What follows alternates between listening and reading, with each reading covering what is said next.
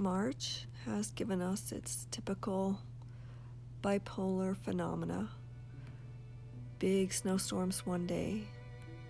2 days later, it's mild and you can go for a walk. It's been really nice. And today, as I'm recording my voice, it is equinox. So it's March 19th today. And equinox is, of course, the day when the vernal equinox in March, the day when the light and dark portions of the day are symmetrical. They're equal. So as we move from equinox towards solstice, the days will become longer. And it's a wonderful thing, you know. It can be hard for many of us to get through the dark part of the year. And I want to talk a little bit about dark and light and sort of relate this possibly to epochs in history. I want to read to you a little bit from Barbara Walker's Women's Encyclopedia of Myths and Secrets on the Dark Age. Western histories have put forth many theories about the fall of Rome and attributed the onset of the Dark Age to a wide variety of causes, except the one cause that may have had more to do with it than any other: Christianity.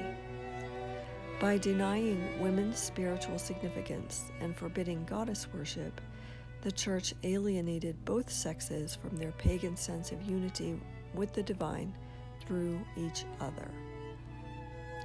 Now, I don't want to just specify Christianity. I believe that all Abrahamic patriarchal religions have done the same.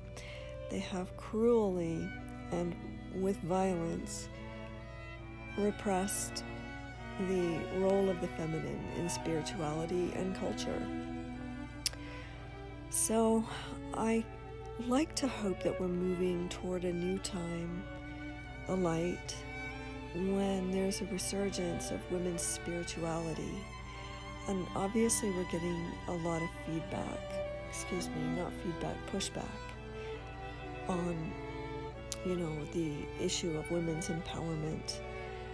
And there's too much of that to go into here. I want to focus more on the dark and the light and the epoch of a hopeful resurgence of women's spirituality, truly worshiping the goddess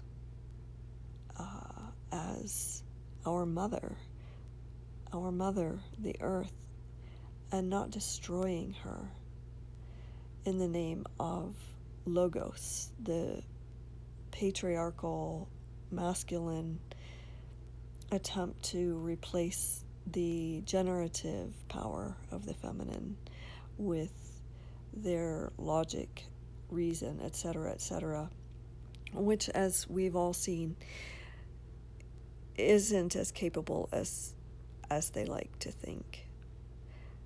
Anyway, as we move from the dark to the light part of the year, I would like to ask you and welcome you to embrace your inner feminine and the still small voice of the mother who brings forth life and reabsorbs it as we move toward the celebration of fertility in Ostara. Blessed be.